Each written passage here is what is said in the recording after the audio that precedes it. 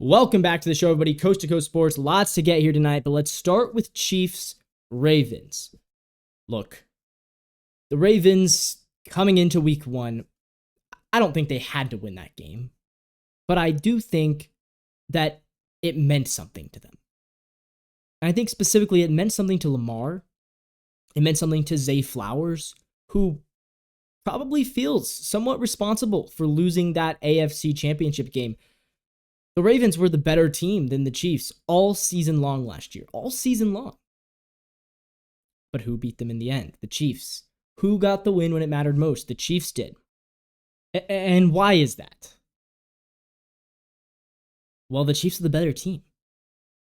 And the Chiefs have the better quarterback. I'm not out on the Ravens yet, although I'm not a huge fan of them for this season. I don't think that the Ravens are a juggernaut of a contender by any means. I don't think that they are going to be as good as they were last season. I think their defense, I have real questions about. Their defense didn't look the same against Kansas City. I mean, that was not the same defense that I saw last year. Maybe it's just week one jitters. Maybe it's because the Chiefs have a great offense.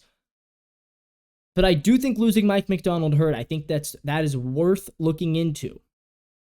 And I'm not sold. Once again, I'm not sold on the weapons for Lamar Jackson. I mean, you see what they're out there. I mean, their second string tight end led them in receiving. Isaiah Likely leading the team in receiving. Mark Andrews was a non-factor. Zay Flowers was pretty much a non-factor. I mean, Nelson Aguilar is getting regular reps out there. He's like 34.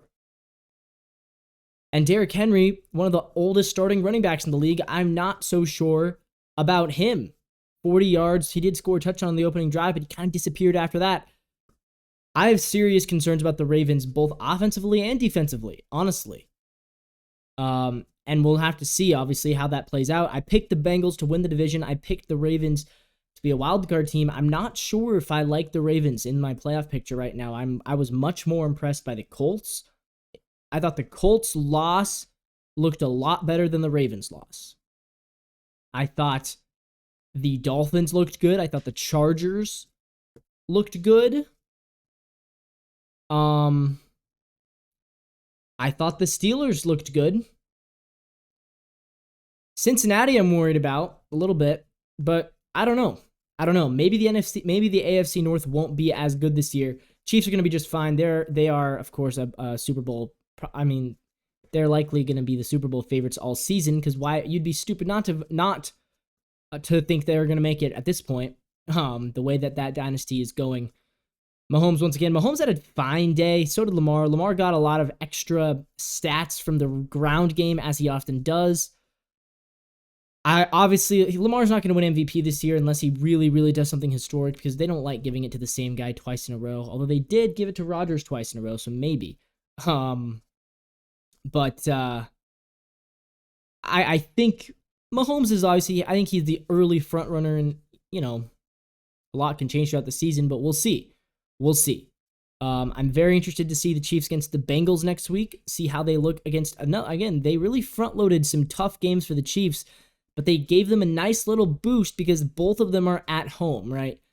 They have to play the entire AFC North this year. And theoretically, the two harder games, Ravens-Bengals, they get at home. They have to go to Pittsburgh, which won't be easy, but they'll probably win that game. And then they go to Cleveland. So that is a scheduling help. And also, getting to play the Ravens week one is good because you're at full strength against the Ravens. And getting to play the Bengals early at home as well is good because the Bengals always struggle early in the season. So honestly, that broke about as good as it could have gone for the Chiefs, as it often does. And I'm not saying the NFL is rigged for the Chiefs, but it always feels like the Chiefs get the good breaks. As far as the ending of that game, as far as the ending goes, I think Isaiah Likely was out of bounds, and it sucks that a game of football can be decided by that thin of margins. But it's happened to my Seahawks before. If you go back, watch the 2019 final week of the season, Jacob Hollister on the goal line. So, look, it happens. It does. It's it sucks for the Ravens. I feel for them. I feel for their fans. I think a lot of them are thinking they should have won that game, and maybe they should have, but I thought the Chiefs looked better. Chiefs controlled the game. They controlled the clock. Ravens had a nice little drive at the end. Wasn't good enough in the end. So on Friday night, second game of the NFL season, Eagles-Packers. The Packers, I view both of these teams as Super Bowl contenders. Of course, they kind of had very different seasons last year. Packers started very slow, finished hot, won a playoff game. Eagles started off 10-1, then lost 5 of their last 6, lost their playoff game. So the Packers hoping to continue their momentum, the Eagles hoping to regain some momentum in Brazil. First off, can I just say, I don't think the NFL should go back to Brazil, at least not for a while. The game did not feel hype at all. The field looked bad, and it was bad. I mean, there's guys getting hurt. Jordan Love got hurt. Hopefully he's okay. We'll talk about that in a little bit, but not even great attendance. The production wasn't great. I don't know. I was not a fan of the whole thing. I'm okay with doing a Friday night football game every so often. I'm okay with it. Although, I really do think that you should try to keep it to Thursday, Sunday, Monday, and holidays. I would prefer that.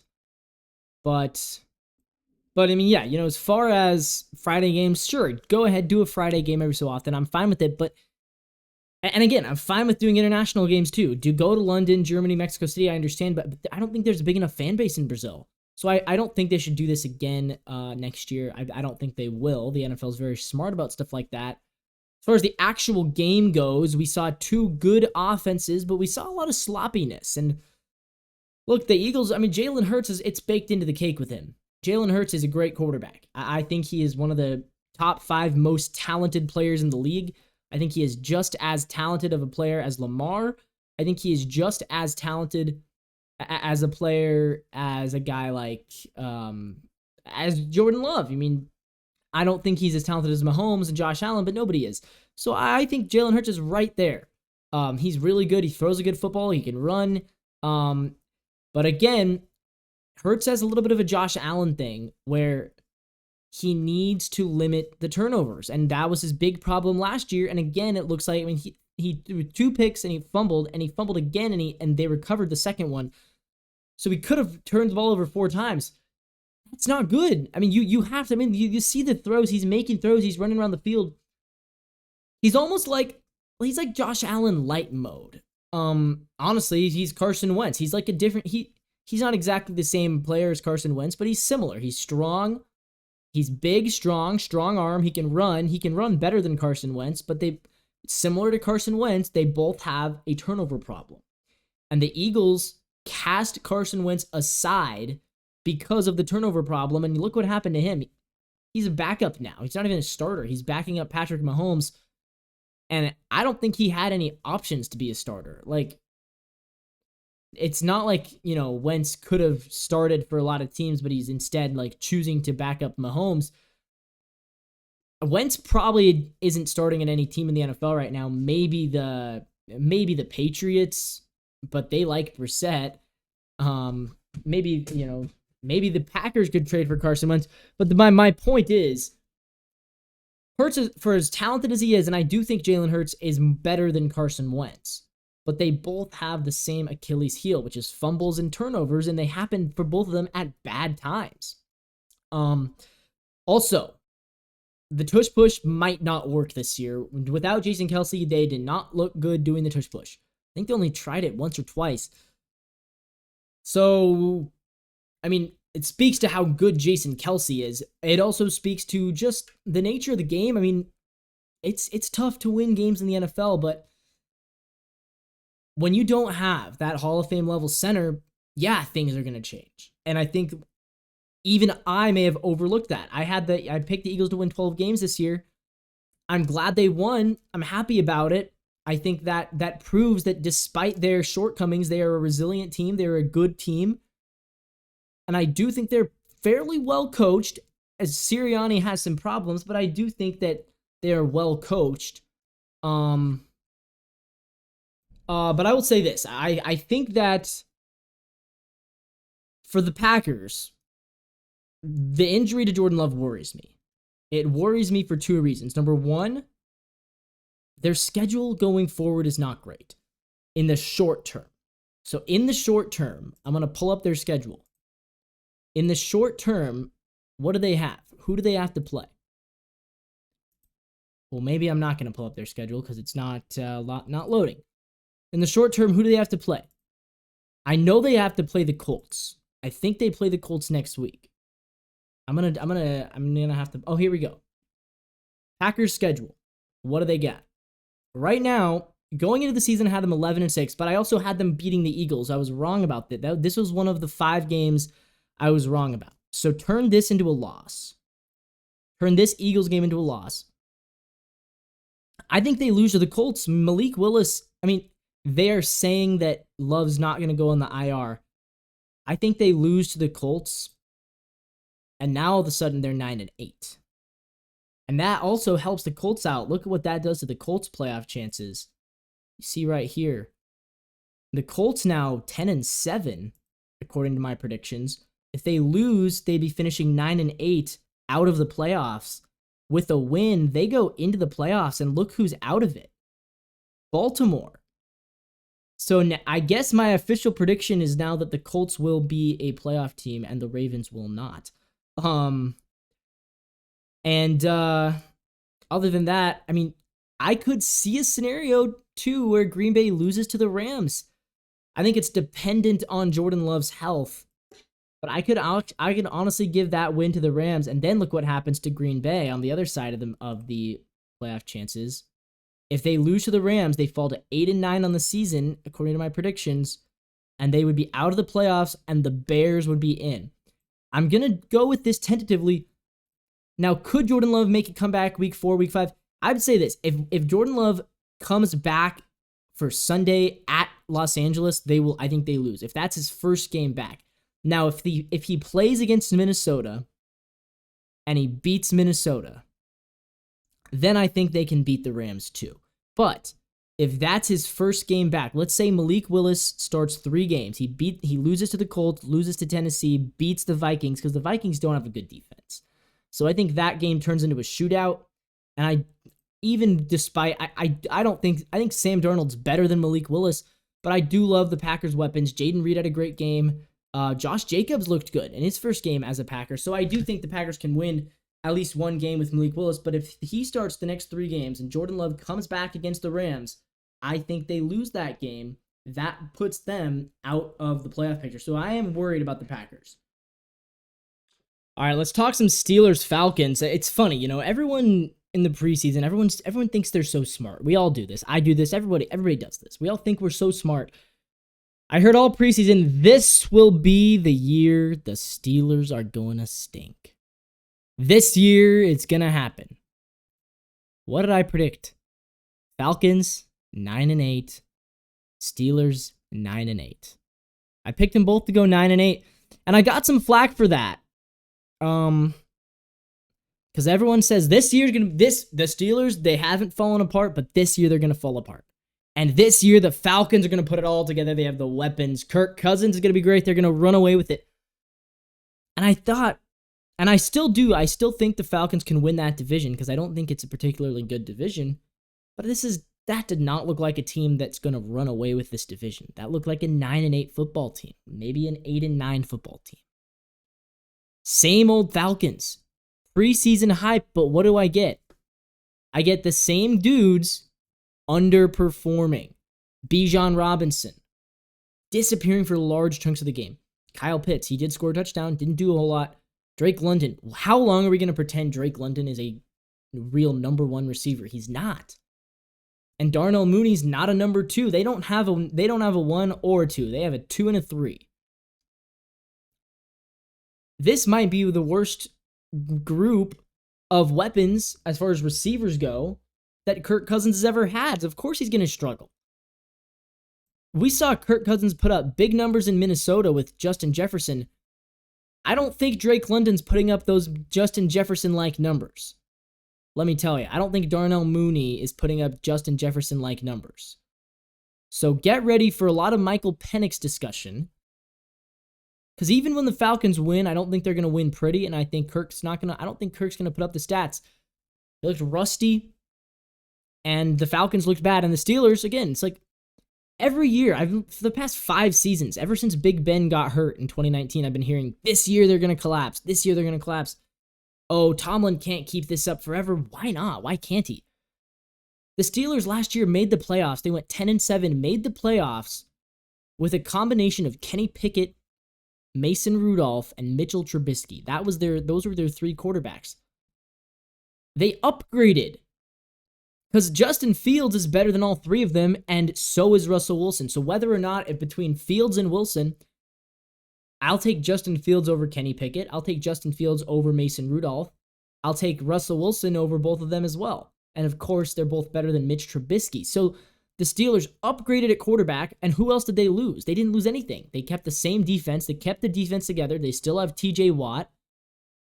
They still have a bad offensive line, but they've been winning with a bad offensive line for a decade. When I say winning, I don't mean that they're going to win in the playoffs. I don't think they're a playoff. I don't view them as a Super Bowl threat.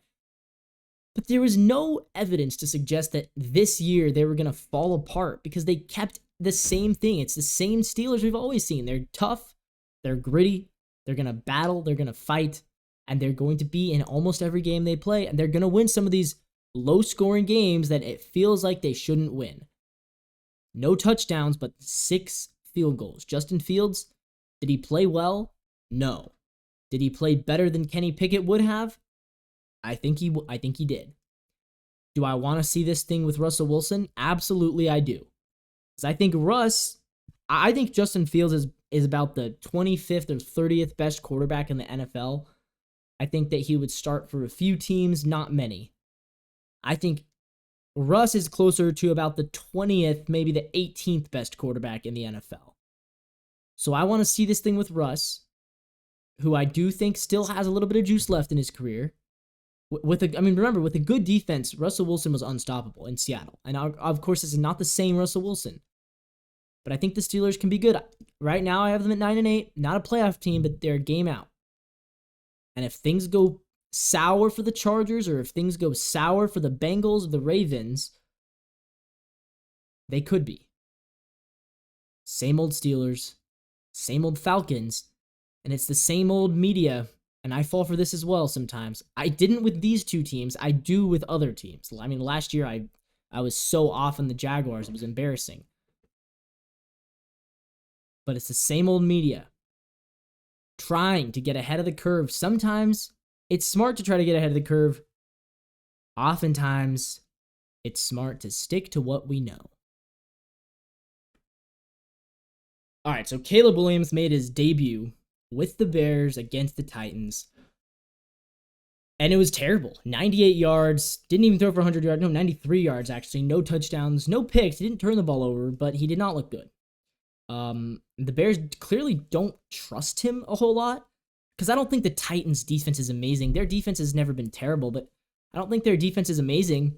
And they had their way with Caleb Williams. And maybe it's, day one jitters.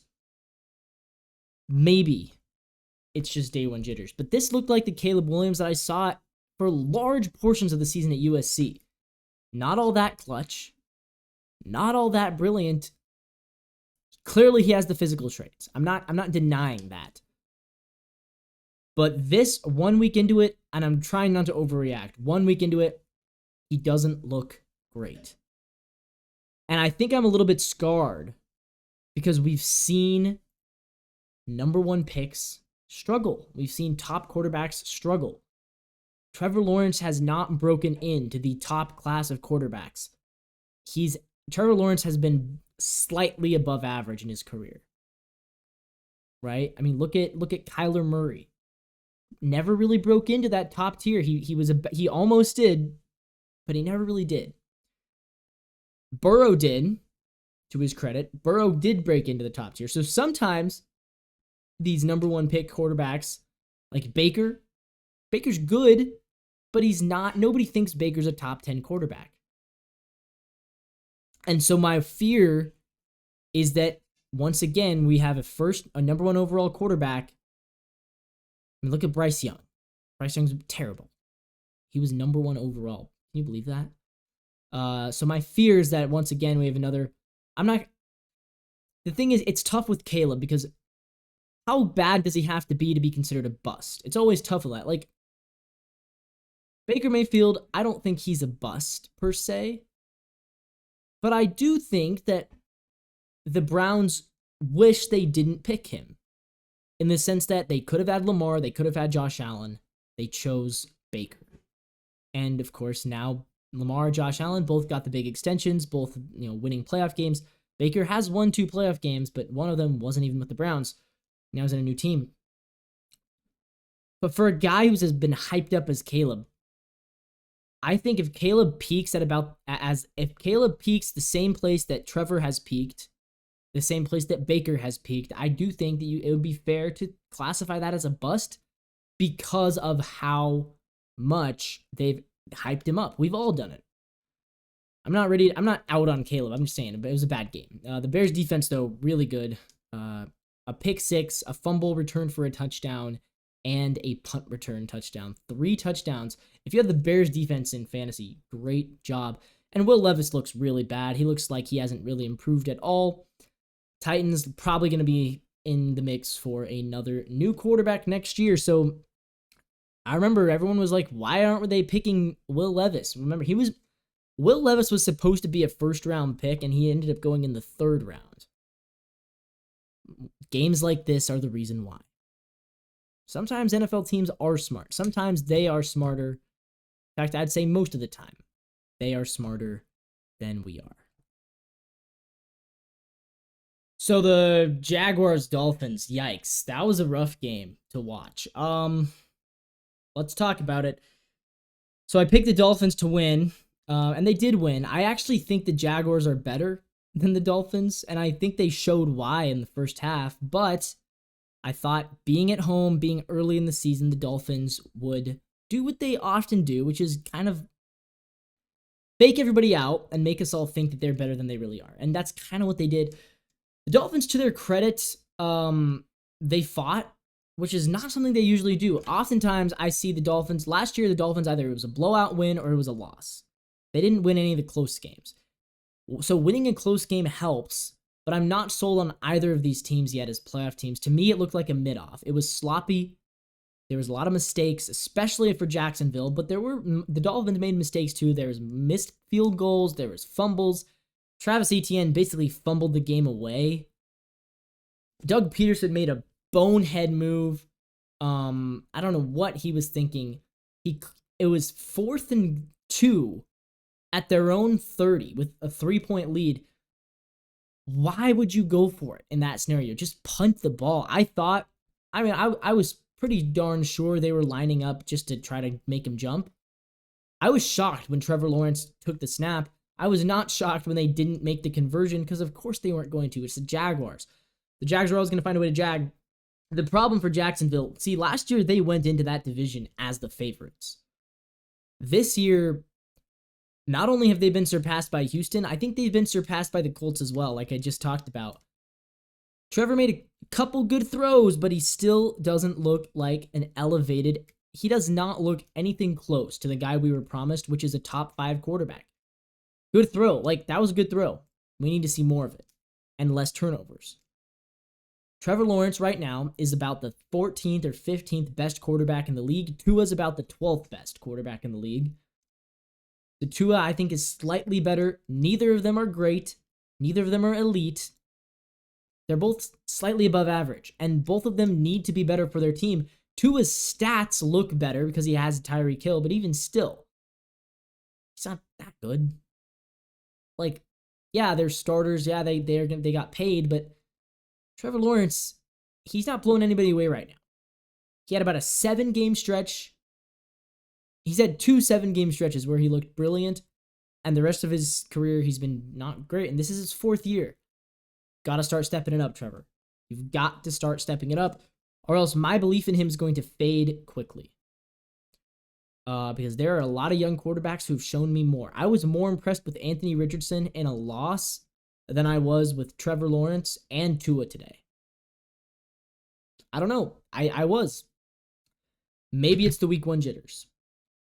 So this game, I think, Texans-Colts, I think this game could be a preview for the this could be a playoff preview, right? And we just talked about it.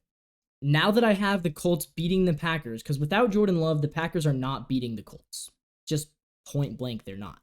I'm in on the Colts. So the Colts now, if they win that game, I'll have them as a 10-win team, which means they are a playoff team. They were almost a playoff team with Gardner Minshew, and I think Richardson is better. The thing about Richardson is he clearly looked rusty. He didn't look great, but you can tell the potential is there. 3 big plays. He had the big touchdown run, and then he had the 2 big passes. There's a 54-yard touchdown pass to Ashton Doolin, and then there was like a 56-yarder to Alec Pierce, who had a great game. 3 huge plays, momentum-shifting plays. Take away those 2 passes, and Anthony Richardson was under 100 yards. The rest of he had like 20 pass attempts for like 90 yards, and then those 2 big ones for like 110. 200 yards total passing, and then the big touchdown run, but he's physical, he's got the traits, he's got the athleticism. I think he needs to get polished, but he's a playmaker. He's a real playmaker, even more so than guys like Burrow and Justin Herbert, who I think are great, but Burrow and Herbert are a lot more polished.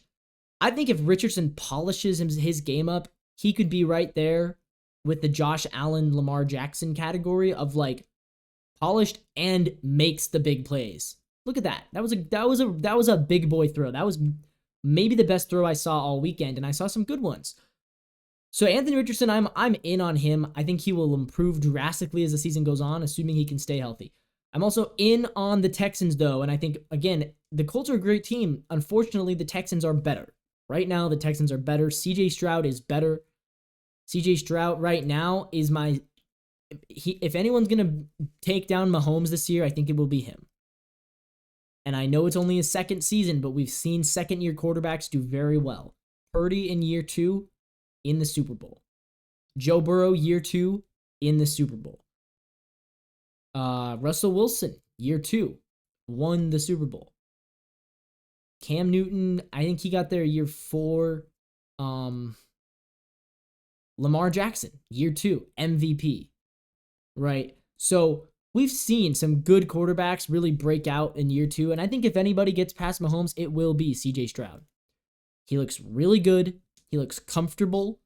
Stephon Diggs adds yet another weapon, and I love Nico Collins. I love Tank Dell. Joe Mixon rushing for 150 yards. I mean, that offense looks unstoppable. I think the Colts defense is a lot better. The Colts defense allowed 29 points, and I honestly was impressed by that. Because I think the Texans might have a top 4 or 5 offense in the league. And so the fact that the Colts held them to 29 spoke volumes to me. I think next week against Green Bay, don't be surprised if the Colts blow them out.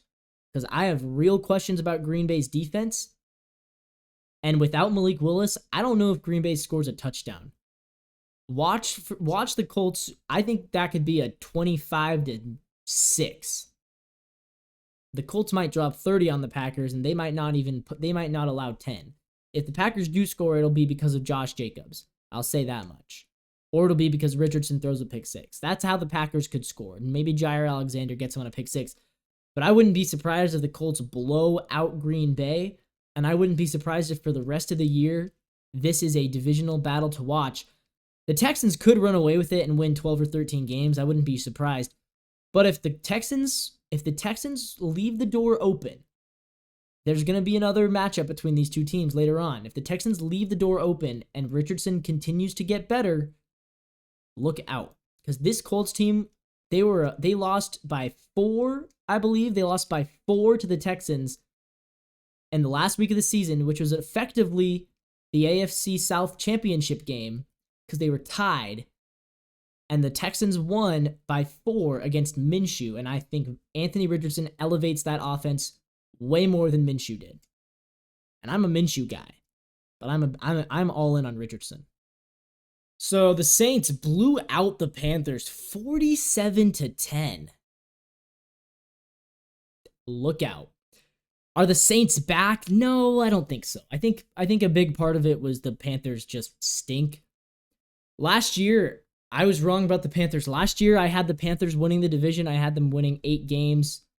Actually, no, I had the Saints. I had the Saints winning the division at 8 games. I had the Panthers winning 7. Both of those teams underperformed.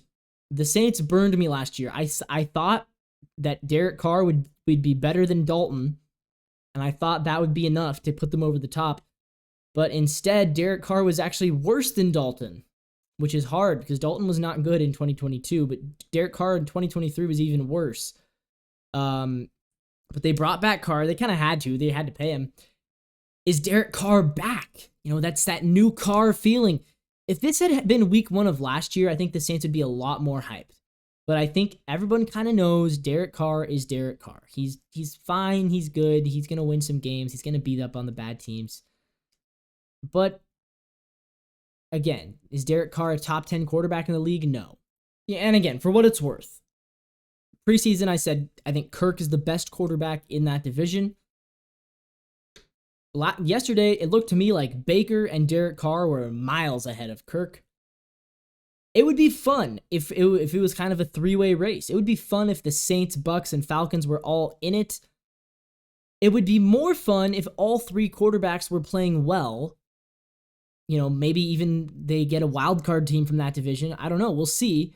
I want Derek Carr to be in big games. I want him to, but this didn't prove to me much. I'm not bought in on Derek Carr yet. I still think Kirk Cousins is better despite yesterday. And I think Baker Mayfield probably better. Definitely better last year. So Derek Carr, at best, he's slightly ahead of Baker, but on a worse team. And at worst, he's the clear number 3 quarterback in that division. And it's hard to win your division like that. But we'll see. He did have a great game. 3 touchdowns, 200 yards. I believe he was like 19 for 21. He was really good. And the Saints defense, again, Bryce Young just looks so bad. I feel bad for the Panthers because Bryce Young, honestly, did he get worse? I didn't think that was possible. He was so bad last year, and it literally looks like Bryce Young has gotten worse. I didn't know that was a thing that NFL quarterbacks could do in their second year. Everyone gets better in year 2. But oh boy, the completion percentage in the 40s, no touchdowns. He does throw a pick. He did run for a touchdown to salvage his terrible stat line, but yikes. Yikes. If you're a Panthers fan, I feel for you. Bills-Cardinals was a surprisingly really good game. I thought seeing Kyler Murray, he looked good. He looked healthy.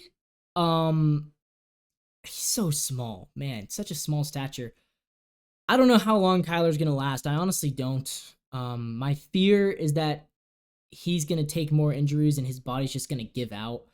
But he did look good. He looked shifty. He ran around. Josh Allen also running around. Once again, we're seeing Josh Allen. Josh was probably player of the week. Maybe Baker Mayfield. Honestly, it might have been Baker Mayfield, but we'll get to that game in a sec. But Josh Allen was good, carrying the offense. Without Stephon Diggs, they looked good. Keon Coleman, Khalil Shakir.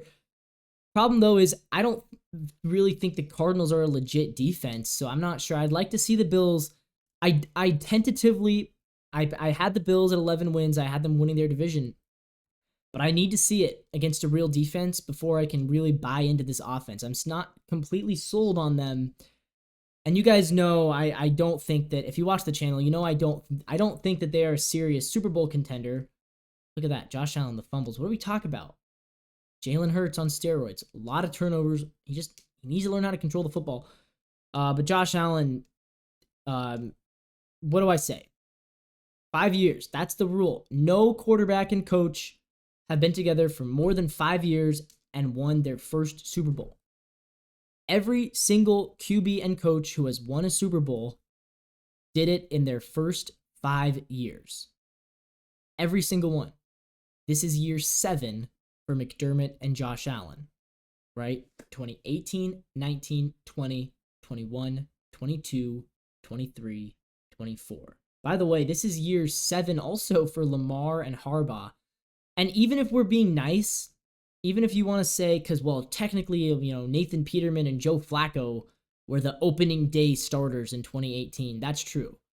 So even if you want to say the rookie season doesn't count, they both played, I believe they both played over 10 games in their rookie season. So I think that does count. Because Allen started more games than Peterman, and Lamar started more games. Lamar actually might not have started more games than Flacco, but he played in almost every game. He was doing all those trick plays early in the season. So either way, I think the rookie season does count. But even if you want to say it doesn't count, then this would be year 6 for both of them. They both missed the mark. So what does that mean? It means they're not a real Super Bowl contender. I don't believe in them. I don't think they can rewrite history. Frankly, I don't think McDermott's a good enough coach. But they overcome a 10-0 deficit. They win 34-28. It was a great game. It was intense. It was hyped to the very end. I was watching NFL Red Zone, and they kept coming back to this game because there was a lot of scoring. It was fun. Is the Cardinals offense good, or is the Bills defense bad? I would tend to think the Cardinals offense is good.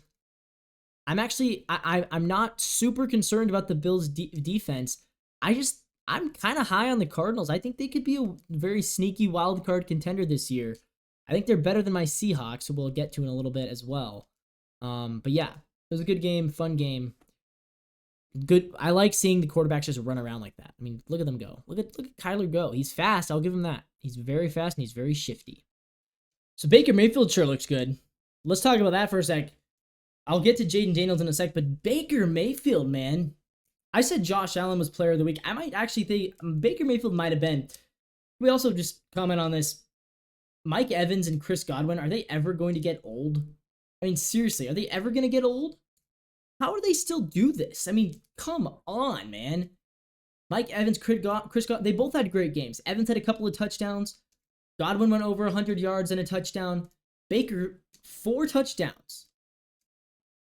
Bro, the Bake Show, I mean, if you thought last year was a Bake Show, this year might be the real Bake Show. I'm excited. I'm actually excited to watch NFC South football this year. Because I think between the Bucks and Saints, look, again, it's hard because the Bucks and Saints both blew out bad teams, but they both looked good. And the Falcons, I think, will get better as Kirk gets healthier, more comfortable. I'm excited for this division. I'm excited to watch Bucks, Saints, Falcons right now, which is not something that I've been excited for. Last year, I ranked them all very low consistently throughout the season. I was shocked when the Bucks somehow won a playoff game. That was one of the more shocking games of the season for me. But my goodness, how about Baker? Yeah, I think he's found a home in Tampa. I think he might be there to stay. He signed the 3-year extension. I hope that he really has a good career. Kind of similar to Jared Goff, where it's like you're rooting for these guys who are on their second chance. It's a very different archetype, though. Because when I grew up, it was all the old guys. It was Breeze, who'd been with the Saints for basically forever. But although we do forget this, the Saints was Breeze's second team. But then it was Peyton and Eli were in the same teams forever, and Tom Brady and Rodgers with the Green Bay Packers and Matt Ryan on the Falcons, Phillip Rivers on the Chargers. For the most part, everybody other than all the elite quarterbacks other than Breeze were all of them were good with the team that they initially drafted them. They all became legends with the team that drafted them. Breeze didn't. And, Kurt Warner, but that was before my time. Carson Palmer, but he was a veteran when he went to Arizona. Brady was a veteran when he went to Tampa. Rivers had that 1 year in Los Angeles, but and Peyton as well in Denver. But they all moved as veterans. They all moved to new teams when they were already Hall of Famers. Big Ben, Steelers, whole career. Eli Manning and the Giants. So it's definitely kind of a new archetype of a quarterback, is the guy who maybe struggles early, gets cast off, and finds his home. Jared Goff, Baker Mayfield, those are the two best examples of it. It's hard to, you could lump Geno in there, but he's not really the same case because Geno was a backup for 8 years. That's different. Baker, we all knew Baker was good. He was on the wrong fit. The Browns weren't the right fit for him. I think Tampa is. He's got good weapons, a good defense, a fan base that loves him, and a somewhat easy schedule. He's comfortable in Tampa. Let's talk some Jaden Daniels, though. I wasn't all that impressed, to be honest. People were really hyping up Jaden Daniels. The fantasy gurus among us were in love with Jaden Daniels because he did. I mean, if you're a fantasy guy, 88 rushing yards, 2 rushing touchdowns. He put up fantasy points, and I think he will. But he reminds me less of Lamar and more of RG3 in the sense that, and this is no shade on RG3, but RG3, Lamar, for all the running he does, Lamar's a good quarterback. He can throw, he can make good throws. RG3 was a true run-first quarterback. RG3 was like a knockoff Michael Vick. There's his helmet coming off. The fear there is, A, Daniels will suffer the same injured fate as RG3. B, not everyone can be Michael Vick. There have been run-first quarterbacks that have succeeded in this league, but not many. RG3 was good for a couple seasons. Tim Tebow was good for a couple seasons. But more and more often, even the best runners, who do we think of when we think of the best runners? Lamar. Lamar didn't win MVP with his legs alone. Josh Allen also throws maybe the best deep ball in the league as far as arm strength goes. Jalen Hurts. That might be a better comparison, but I still don't think it's perfect. Tyler, who we never have really believed in. So my fear there is that he's going to run around too much. Again, it was his first week. But also, what weapons does he have? Harry McLaurin kind of disappeared. Zach Ertz is very old for a tight end.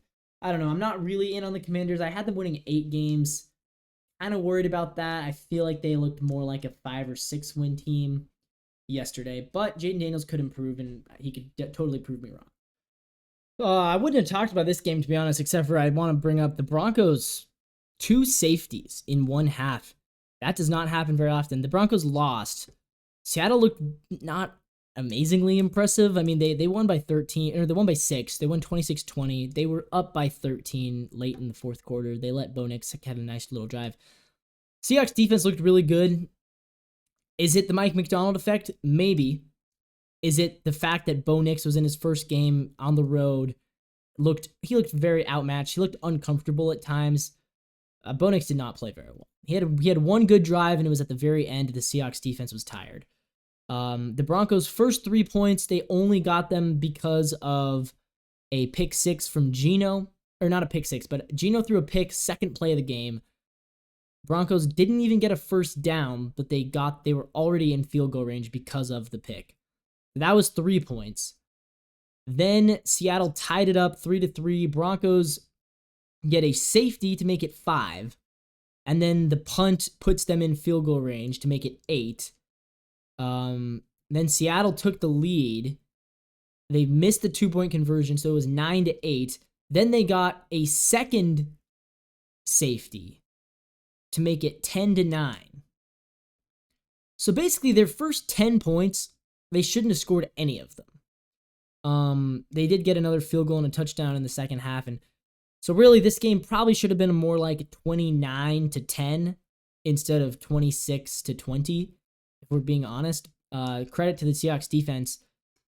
The Broncos had good field position like 4 or 5 times, and they never once got a touchdown out of it. The defense looked really good, and at the same time, I'm not fully sold on it yet because the Broncos are just bad. Bo Nix looked so bad. I mean, I was genuinely shocked when Bo Nix led them to a touchdown drive because he just looked terrible. He looked awful. Will he get better? I hope so, because I had the Broncos winning 8 games this year. I hope he does get better. I hope he improves. We'll see. I think Sean Payton's a good coach. I just don't know. I don't know. As far as Seattle goes, I'm not sold on Seattle yet either. I'm a Seahawks fan. Maybe I feel like I'm overcorrecting because last year I went a little bit too homer and I picked them to go to the NFC Championship game. And then they missed the playoffs. So maybe I'm a little bit too hometown biased last year. Now I've kind of overcorrected. I have them winning 5 games this year. So we'll see. I think they'll probably beat the Patriots next week, and then I think they'll probably lose a lot of their games after that because they have a tough schedule. I don't really believe in Geno, although I'll say this. Geno had a good game. He did what he needed to do. One rushing touchdown, one passing touchdown. He actually had the longest rushing touchdown of his career. So good on Geno for that, but I'm just not sold yet. So the Cowboys, they sure looked good. They dominated the Browns. The Browns, a playoff team last year. They won 10 games last year. They were in the playoffs. They looked terrible. Two of the highest paid quarterbacks in the league, they actually believe they are. Dak Prescott got paid. That was the big story of this game, was Dak got paid right before the game. 4-year extension. He's going to be with Dallas for the next 3 years. He's 31, I believe. He's 31 or 32 right now. So he'll be 34, 35 when this thing is done. Look at that return, by the way. Great return. Too bad they literally couldn't make anything happen out of it. Yeah, the Browns, Deshaun Watson looks bad. He looks very, very rusty. Kind of a trend. I'm going to talk about this more tomorrow, but all the quarterbacks coming back from injury looked super rusty. Deshaun, Kirk, Richardson, Rodgers, they all looked bad. Joe Burrow looked terrible. Everyone who got hurt, who tried to come back, they do not look good. But that is besides the point. So a ton of helmets coming off. I saw like 6 helmets come off yesterday. Either way, though, yeah, the Browns did not play well. And I think what they really have to realize is they're not going to be this bad. The Cowboys are a good team, but at home, you can't get blown out like that. You can't. Week 1 at home, you cannot let the Cowboys do what they did to you. They dismantled the Browns. 37 to 18? They killed them. Deshaun looks like he shouldn't be a starting quarterback. We're already hearing calls for Jameis Winston, which, by the way, Jameis isn't great. He might be better than Deshaun at this point. I don't know. CeeDee Lamb looked good. Dak Prescott looked good. They proved, they are proving why they got paid. And the Cowboys spent a ridiculous load of money on Dak. $240 million for 4 years. How much is that? That's what? $60 million a year. Yeah, $60 million a year. More than what Deshaun's getting paid. But, yeah, this is 2 of the NFL's highest paid quarterbacks. One of them looked great. One of them looked like he shouldn't be in the league. It's a cautionary tale of why you sometimes shouldn't pay the quarterbacks the big bucks. I do think the Cowboys looked good. Am I ready to crown the Cowboys? Not yet, because I've seen it before. Week 1, week 2 blowouts. I've seen this story. Kevontae Turpin, kick return touchdowns. I've seen it. But he doesn't do that in the playoffs. Like Ezekiel Elliott, he's back. He rushed for 40 yards and a touchdown. He looked okay. I'm not sold on the Cowboys' running game, though. And I think if they play a real quarterback, I'm not sold on their defense yet. I do love their defense. But they did lose Dan Quinn. Remember, they lost Dan Quinn. Mike Zimmer, is he as good as Dan Quinn? I don't think so. We'll see. But the Cowboys did look good. All right, let's finish up with the primetime games. Rams-Lions. Great game on Sunday Night Football. I absolutely enjoyed this game. I'm a big Lions guy. I picked them to go to the Super Bowl. I picked them to lose the Super Bowl, but I did pick them to go to the Super Bowl. I picked them to win the NFC. And it would have been embarrassing if the Rams had gone in there and beaten them in Detroit. Luckily for me, they didn't. They almost did, though. And credit to the Rams. Credit to Matt Stafford. Stafford looked good. Jared Goff looked good. I think the big story in these games is the receivers. Cooper Kupp, 14 catches. Over 100 yards. He's so good. Puka Nacua got hurt. Didn't matter for the Rams offense. For the Lions, how about Jameson Williams? Everyone, think Amon-Ra St. Brown is their top guy. How about Jameson? Went like 140 yards, touchdown. Looked great. My whole thing with the Lions and the Rams is that they've now done this 3 times since the trade. And I think the past 2 times, Jared Goff has looked better than Stafford. I don't know. Do I feel bad for Stafford? I was always a Stafford fan. I'm a much less of a Stafford fan now that he's on the Rams. But I was always a big Stafford guy. I always thought that he deserved better than Detroit. I always thought that he was better than the Lions. I always thought he was better than people gave him credit for. But Jared Goff he outplayed him in the playoffs, and he outplayed him again on Sunday Night Football in front of the primetime. I don't know. Is Jared Goff better than Matt Stafford? I think so. Here's the question. Is Jared Goff the best quarterback in the NFC? I think Jalen Hurts might have something to say about that. I think Dak might have something to say about that. And I think Stafford, but he's now beaten Stafford twice this year. So it's hard for me to give it to Stafford over Goff. Purdy beat Goff in the playoffs, but I think everybody kind of knows that Purdy's not a top level quarterback. Jordan Love maybe, but I'm not there yet with Jordan Love. So I would say probably Dak, Jalen, and Jared Goff is kind of my top 3 in the NFC right now, which is crazy that Goff is in that discussion. The NFC quarterback play has gone way down. I mean, 3 years ago, it was like Rodgers, Breeze, Brady, Russell Wilson in his prime. And now we're looking at Dak versus Jared Goff for the best quarterback in the NFC. I guess, but that's kind of where we're at right now. Rodgers is gone, Brady's gone, Breeze retired, Russell Wilson not good anymore. It's kind of where we're at right now. And again, you could argue Stafford, but I thought Goff played better, and I think Goff has now beaten him twice. So I'm not sure if I could include Matt Stafford right now, at least, into the top quarterback in the NFC discussion. But that's kind of where I'm at with that. Yeah, I don't know. Good game though. I think the Rams are a playoff team. I think the Rams could win the NFC West. I do. I think they can win the NFC West and look very good doing it. So I want to talk some baseball. The AL wild card. Does anybody want it? I honestly can't tell. The Orioles, the Royals, the Twins are the wild card teams. The Twins right now have been on a very bad losing streak. They're 9 above 500, 4-6 in their last 10. The Tigers are trying to gain. The Tigers are 3 back, still 3 above. The Red Sox and the Mariners at 4 back. Both of them lost tonight. The Red Sox run differential's down to +1. The Mariners now are the opposite. The Mariners all season long were outperforming their expected win total. Because they had a bad run differential. Now you look at the Mariners, they're only 1 above 500, but they have a +42 run differential. Their expected win total is 77, which, by the way, what's the Astros' expected win total?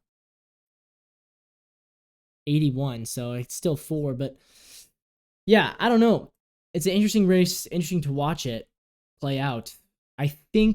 Ultimately, I think the Twins are going to hang on. Because I don't trust Detroit.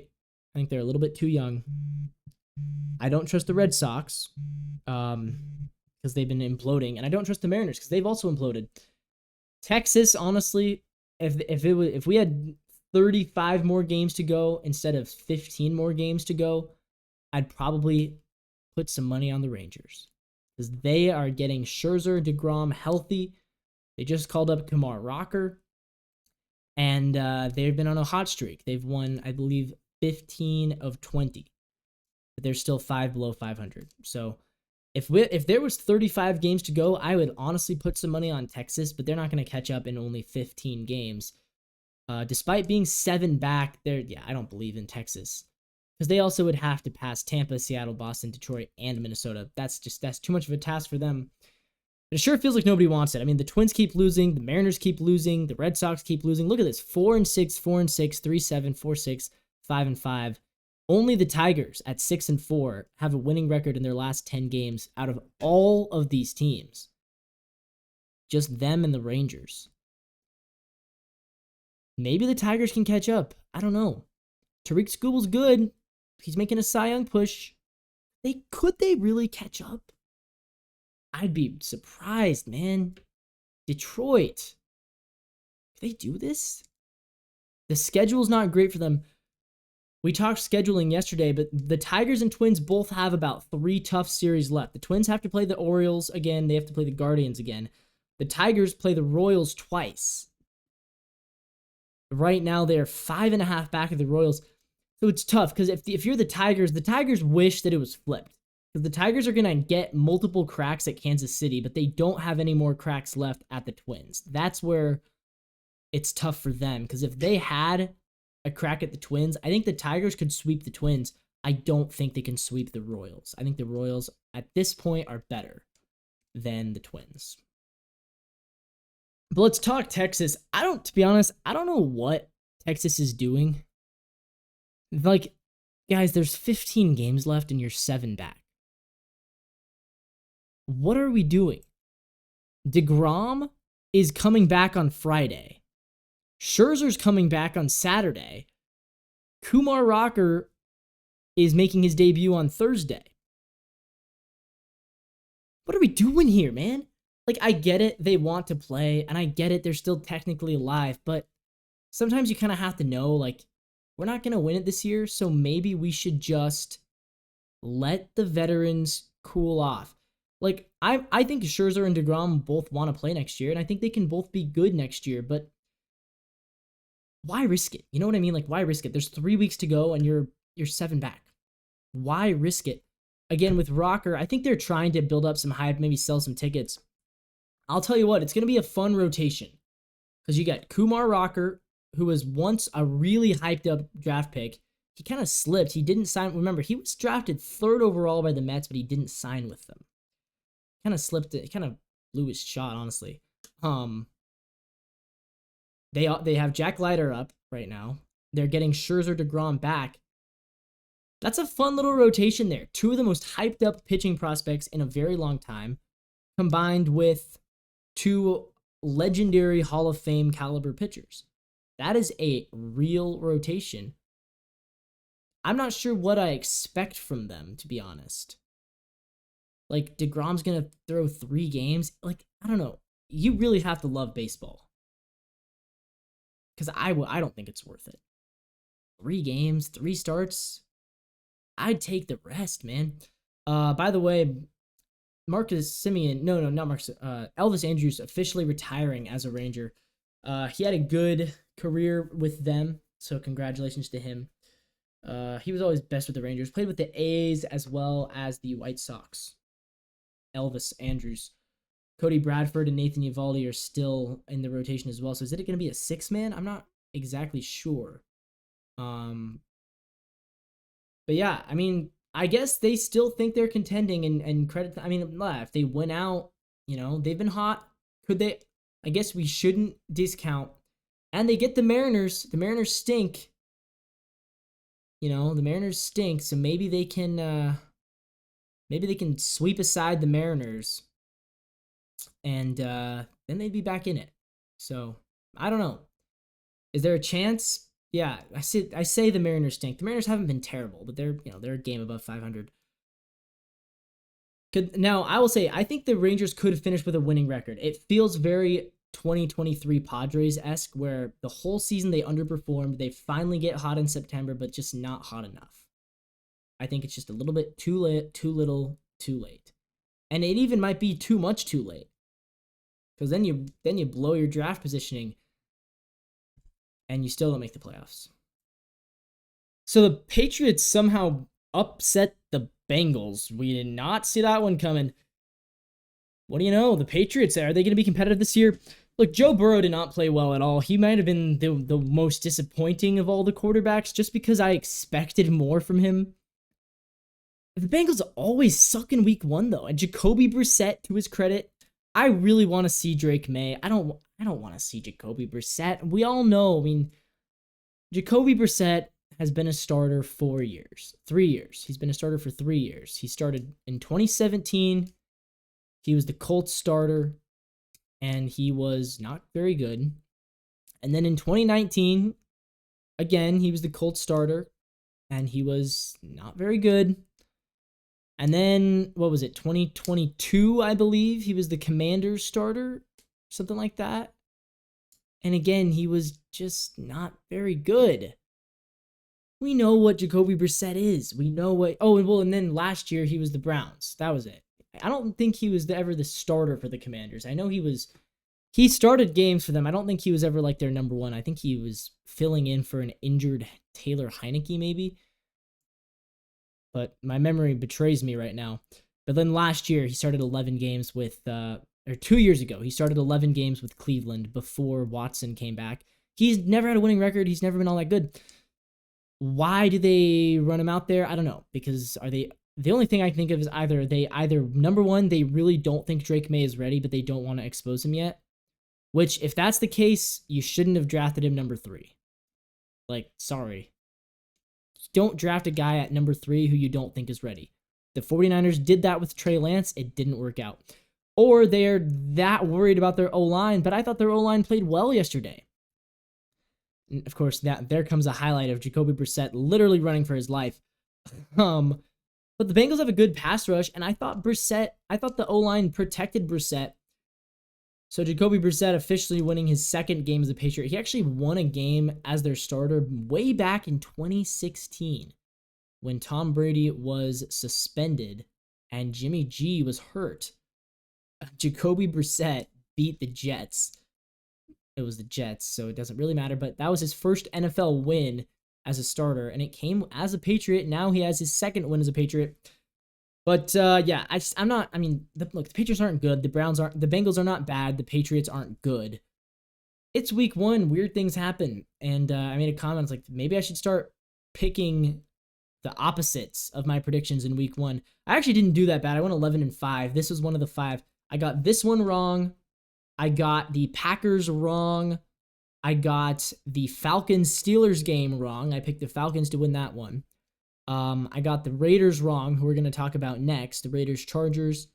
And then the other one that I got wrong was, what was it? I don't remember. But I got a 5th one. There was a 5th one that I got wrong. Now I want to know. I'm like, what did I mess up on? I should know. I should know what games I failed to predict. So that's kind of annoying that I forget. Oh, the Giants. Stupid me picked the Giants to beat the Vikings. What an idiot.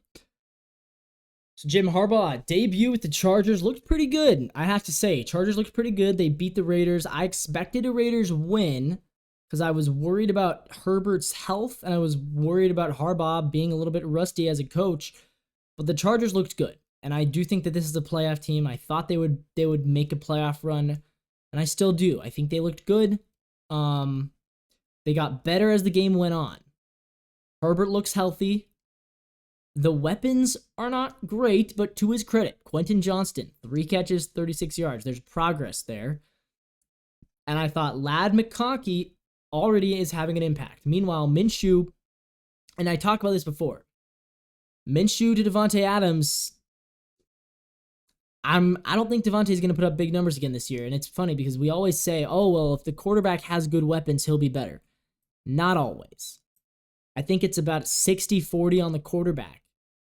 Maybe even more. Maybe 70-30 on the quarterback. Yes, good weapons can elevate a quarterback. Like, I don't disagree with that. I think Mike Evans and Chris Godwin elevate Baker Mayfield. I think Tyreek Hill elevates Tua. But I think more so quarterbacks elevate receivers. Because you see what happens. Guys go to Kansas City, they get really good. They go anywhere else, and they stink up the joint. Marquez Valdez-Scantling. Mecole Hardman. Juju Smith-Schuster. Tyreek even. Tyreek's kind of the only guy, though, who's avoided it. He's been arguably actually better with the Dolphins. But look, see with Devontae Adams. With Aaron Rodgers, Devontae Adams was elite. The minute you take Aaron Rodgers away, Devontae Adams, yeah, he's good. I mean, he's maybe the 25th, 30th best receiver in the league. Why? Because he's had Gardner Minshew and Aiden O'Connell and Jimmy G throwing the ball to him. Quarterbacks elevate the weapons, not the other way around. I mean, look at Brandon Ayuk. With Jimmy G, Brandon Ayuk was fine in San Francisco. He was fine. Purdy comes around. Brandon Ayuk is one of the top 10 receivers in the league. Look at Amari Cooper in Cleveland. This is going to be a weird one because I'm going to bash on Deshaun Watson. Amari Cooper with Joe Flacco was one of the best receivers in the league. Amari Cooper with Deshaun, terrible. Not terrible, but not the same. Look at Justin Jefferson. With Kirk, he was one of the best receivers, probably the best receiver in football. With Josh Dobbs, he disappeared in half their games with Josh Dobbs. So when you are a receiver, choose wisely. Because very few receivers can succeed with a bad quarterback. The better the quarterback, the better the receivers will play. That almost, I mean, look at that. Oh my goodness, Gardner. Dude, Gardner. Come on. Yeah, I'm a Washington State Cougars fan. You know this. I go to Wazoo, but Gardner needs to play better. He needs to play better. All right, let's talk some Jets 49ers. I didn't want to have to talk about this game, but I feel like I do. I'm glad Aaron Rodgers is back. I'm glad he made it through the game barely. Did he get benched or did they just pull him to protect him? I don't know. The Niners look just as good as ever. Purdy didn't even play all that well, but the Jets defense looked atrocious. Although to be fair, maybe it was the offense's fault because the Jets actually only allowed the one touchdown. It was two touchdowns. Right, Mason and Debo scored the touchdowns. The other 18 points came off of 6 field goals. So the Jets, to their credit, held them to 6 field goals. Rodgers didn't play well. Again, very rusty on Monday Night Football. Not sure why they made him do Monday Night Football back-to-back years to open the season. I don't love that. But they have 5 primetime games this year. The Jets better be good. I'm sorry, the Jets better be good because I don't want to waste a bunch of primetime games watching a Jets team that loses just to watch Rodgers. I get that he's popular. I get that he used to be good, but man, at 40, and it sucks. I'm really rooting for Rodgers. I'm so happy he's back. I'm a huge Rodgers guy. And I love rooting for the older quarterbacks. I mean, it feels like he's the last guy left from this old guard. I mean, when I was 10 and I fell in love with football, the guys I was falling in love with watching was Rodgers, Breeze, Brady, Manning, Big Ben, Phillip Rivers. Those were the guys. I mean, Carson Palmer. It was a very established group of veteran quarterbacks. Like 2015, there was like 10 guys over 30, 10 quarterbacks over 30. And they were all really good, right? There's still quarterbacks over 30. But you look at, Kirk Cousins, Derek Carr, Russell Wilson, Jacoby Brissett. Those guys are nowhere near the level that Breeze, Brady, Manning, Rodgers were at the same age. Not even close. The guys over 30 now, it's like, yeah, you can tell they're declining. And we're like, yeah, how much longer does Derek Carr have left? Probably not much longer. How much longer does Kirk Cousins have left? Probably not much longer. How much longer does Russ have? Is he even gonna start again? I don't know. They might stick with Justin Fields. Brissett's bound to be benched eventually. Stafford can't stay on the field. He's good when he's healthy, but the past 2 years he's been hurt.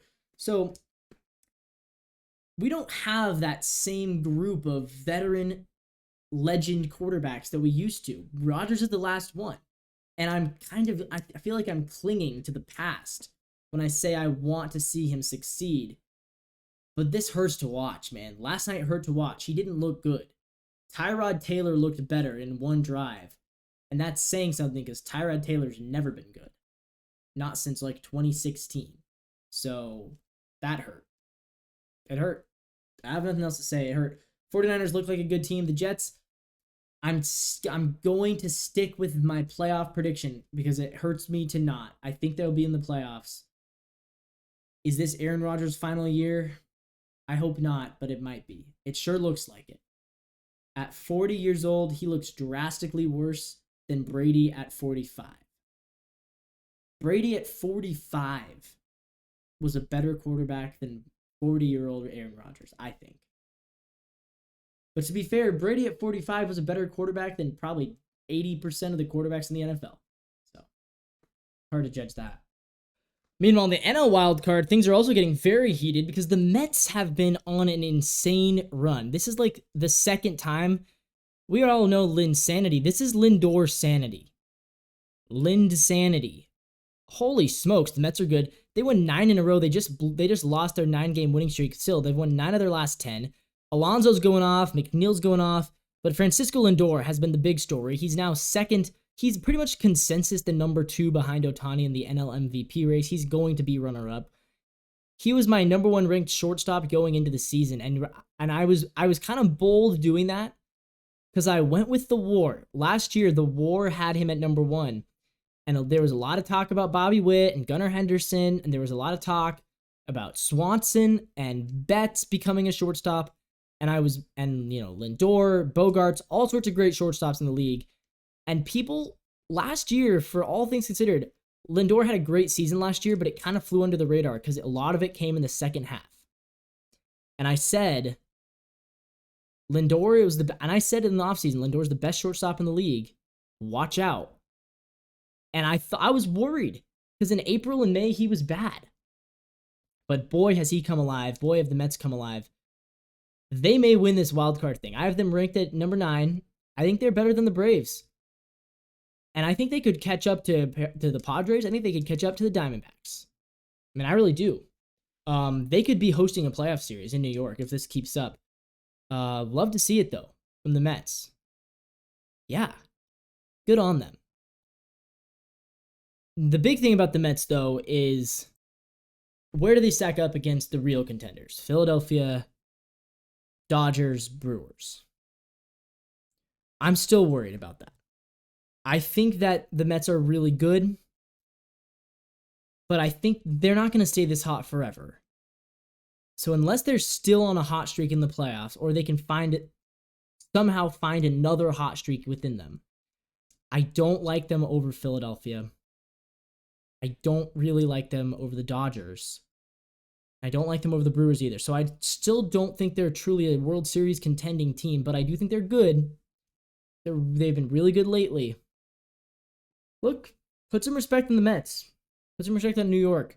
I didn't think they'd be good this year. I thought they were going to be kind of a fringe contender, losing record type of a team. They've proven me wrong in a big way. Remember 2 months ago, we were talking about could they trade Pete Alonso? That's out the window now, I think. We'll see.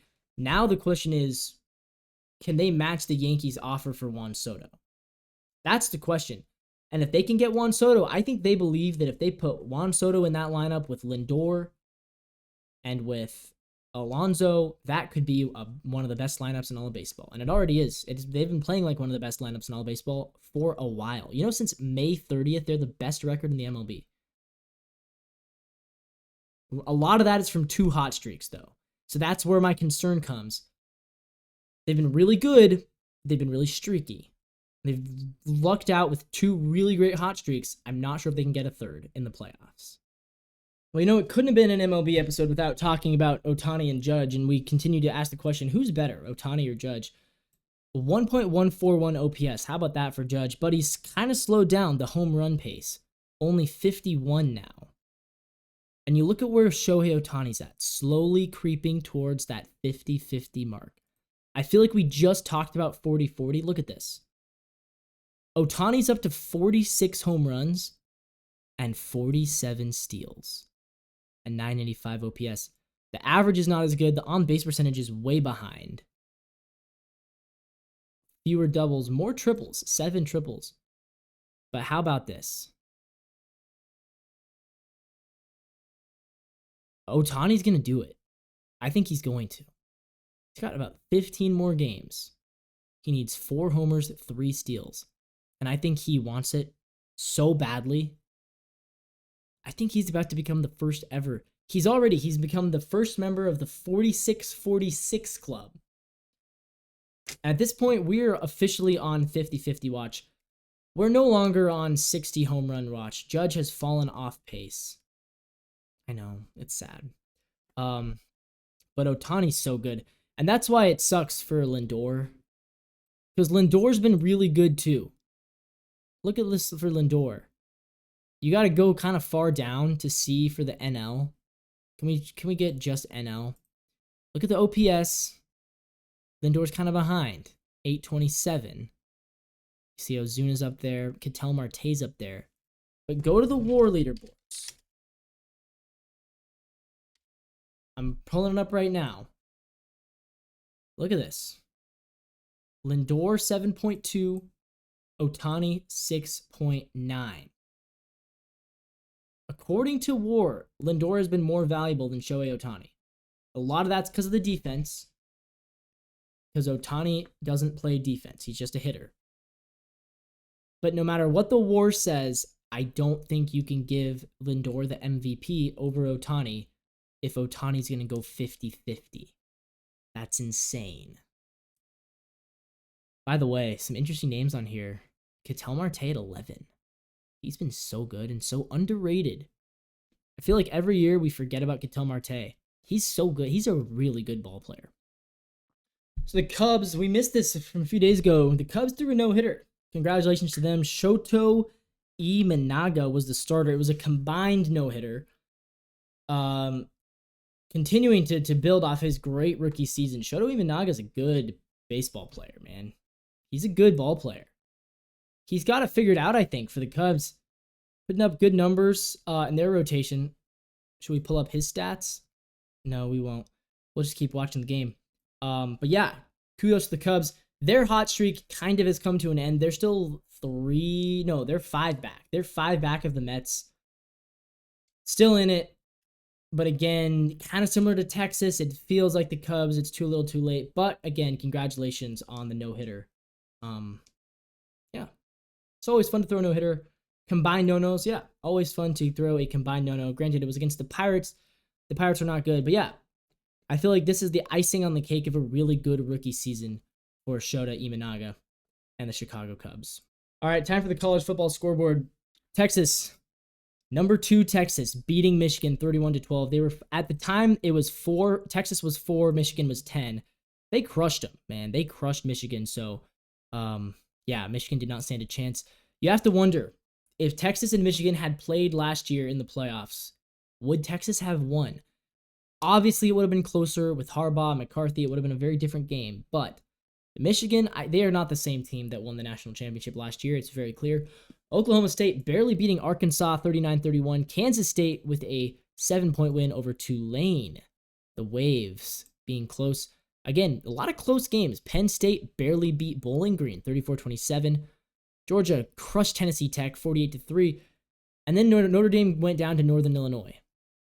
Northern Illinois, which is now a ranked school, which also, by the way, Northern Illinois, I think they would be in the playoffs. Because what division do they play in? What conference do they play in? Northern Illinois Conference.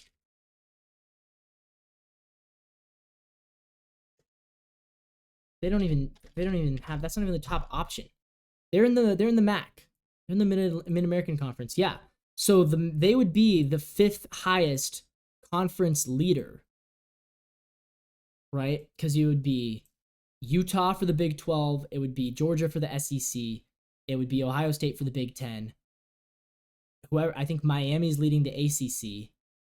And then it would be the MAC, Northern Illinois. They'd be the 5th division winner, or the 5th conference winner in right now, because they're the only non-Power 5 team, I believe, that's ranked. Notre Dame is also non-Power 5. The difference is Notre Dame is independent. So if Notre Dame, they have to be in the top, basically they have to be in the top 11 to get in the playoffs. Because they don't count as a non-Power 5 conference winner since they're independent. Northern Illinois does. So Northern Illinois could finish ranked 23 and get into the playoffs. Notre Dame can finish ranked at 13 and miss the playoffs. It's kind of dumb. That's how it is. Utah beating Baylor 23-12. Boston College blew out Duquesne 56-0. Holy. Boston College having a nice little start to their season. Louisville beating Jackson State 49-14. Iowa State barely beating Iowa 20-19, and we've heard all about Iowa. We thought Iowa was meant to have a new and improved offense this year. That did not happen. Cade McNamara did not play well. Iowa State now ranked at number 21. Ole Miss crushing Middle Tennessee 52-3. Miami 56-9 over Florida A&M. Missouri shut out Buffalo 38-0. Alabama 42-16 over South Florida. There was a close game until it wasn't. Tennessee 51-10 over NC State. Ohio State 56-0. Nebraska, thank you for beating Colorado. Now they are ranked at 23. I'm so happy. This time I put out a tweet. We don't have to pretend. Thank goodness we don't have to spend an entire month pretending that the Colorado football team is a real football team and a real playoff contender. They're not. They stink. LSU beats Nichols. Clemson 66-20 over Appalachian State. Oklahoma 16-12. Close win against Houston. Arizona 22-10 over Northern Arizona. USC blowout 48-0 over Utah State. And Oregon against Boise State 37-34. Other games of note, Washington State Cougars defeating the Texas Tech Aggies 37-16. So let's talk Michigan, Texas really quickly. Yeah, like I said, Michigan did not look like the same team that was in the national championship game. Texas was miles better. And a huge part of that is having Quinn Ewers. Quinn Ewers is really good. Arch Manning, by the way, still on the bench. Man, Texas is kind of stacked. I'll give Steve Sarkisian credit. He's built a great program at Texas because Texas was not a powerhouse program when he got there. They had kind of fallen. They had lost their powerhouse status. They're back as a powerhouse team, now ranked at number 2 instead of number 3. Yeah, big fan of their football game. And yeah, like I said, Michigan, they'll improve, I think. I think they'll get better as the season goes on, but just not great.